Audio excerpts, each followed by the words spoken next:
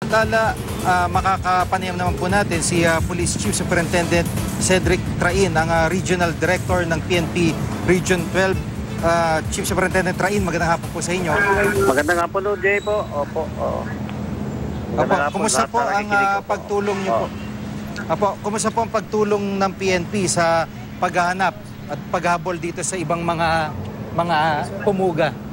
At tuloy-tuloy pa rin yung ating hot pursuit operations, no? At saka yung ating checkpoints, dragnet, katulong ng Armed Forces of the Philippines at ating mga territorial police units dito sa North Cotabato para na mahuli ito uli, mag-surrender at maibalik, no, sa kulungan ng North Cotabato District Jail.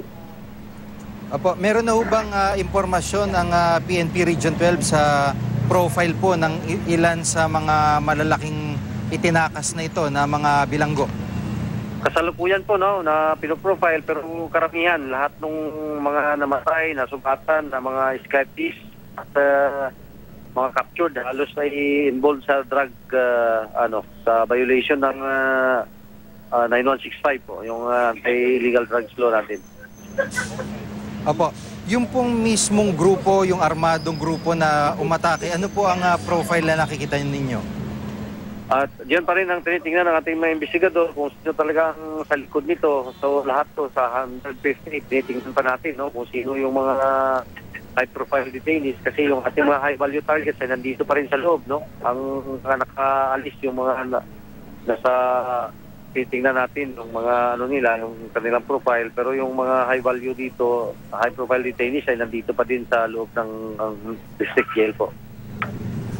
Opo, at yung komunidad kung saan po nakapaloob o kung saan po kabilang itong district jail, gaano ka-secure naman ho yan? At yung posibilidad na mang-hostage, itong mga masusupol na mga bilanggo ay na-consider na ho ba rin ng PNP? Oo, no, ang ano lang nito, kumpleto naman siya ng wall at hindi wala namang nakapasok dito sa sa pader nito at doon lang kasi dito mayroong ravine nito kasi masyadong matarik itong palibot itong jail na ito at habang nagpapaputok doon sa kabila ng ilog, doon naman nakapuslit yung mga preso doon sa pader at nila yung pati yung barbed wire, doon sila lumukso sa kabilang pader, no? Oo. Opo. Maraming salamat po sa update. Si Police Chief Superintendent Cedric Train ng PNP Region 12. Salamat po. Okay po. Salamat.